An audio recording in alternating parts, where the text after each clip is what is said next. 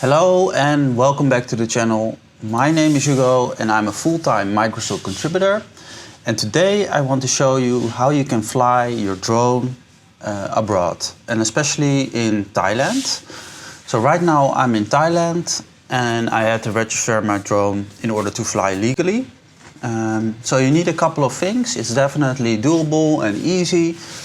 And it's definitely possible to fly legally, and I think this is good because you have much more peace of mind and you will not get into any trouble. So what you need to do, there's actually two organizations where you need to register. It's the CAAT and the NBTC, if I say correctly. So one is the National Broadcast Thailand company, I believe, and the other one is more of the aviation organization. As you can see here, if you want to do that yourself, it can be pretty difficult because as you see, everything is in Thai and you need to fill in certain forms. So what I did, there are actually companies that can do it for you. And this one is the one I used. So what you have to do is you go to their website and you fill in all the information that they need. And this is sending pictures of your drone, so with the registration number, and also with the remote, the serial number. And I think you have to send your passport and stuff. And next to this, you need to pay them. This is not so super expensive. For me, it was between 50 and 100 euros, so about 15. And this also included insurance. So that was pretty easy. I just filled them in and I sent it to them. They had some questions about it. I didn't send the correct picture, but it worked out. They're really friendly and really helpful, and they speak English.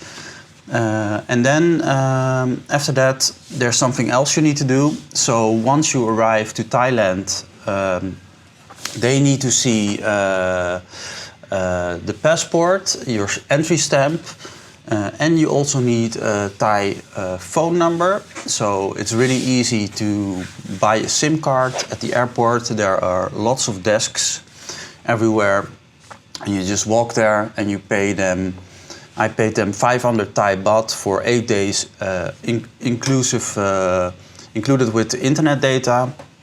So that's about 12 euros, 13 euros, I believe, for 8 days of internet, unlimited internet, and the Thai phone number. Now, once you got that, you're gonna take a picture of your entry stamp, the passport, and you're gonna send it to WhatsApp to the guys from where you registered, and they are going to send it in to the organizations, and then they will send the passport or authentication code to your phone number, and you give that to them, and they do everything for you. So that was pretty easy. The first day I got there, it was already arranged. You have to wait for the documents coming from these organizations, but that was within hours, I believe, or the next day or the same day. So it was all really quick and they were really helpful. An application, it's a bit similar to what we do in the European Union, where you can show the zones, where you can fly and where you cannot fly. So, for example, Bangkok is pretty much a restricted zone. You need additional application to fly there. It's possible. You have to send in a request on the app. And you need to do it at least 3 days in advance, so you have to give them some time to approve it. It's possible. You can do that as well if you would like, but there are also many open zones where you can just fly normally. Now next to this, you cannot fly above 90 meters. You can only fly during daylight. or you need to apply for special permission. So yeah, that's basically it. I have all the documents on my phone, and you also need to put your registration number, or your you need to put that on your drone as a sticker. So it's quite similar to what we do in Europe, I would say, and it's all pretty easy. It just costs a little bit of money and some emails and some forms, and then you're good to go. So that's a way to fly your drone in Thailand, and my experience, and so far it worked out well, so I'm pretty happy with that. Well, thank you for watching, and I will see you in the next video. Bye bye.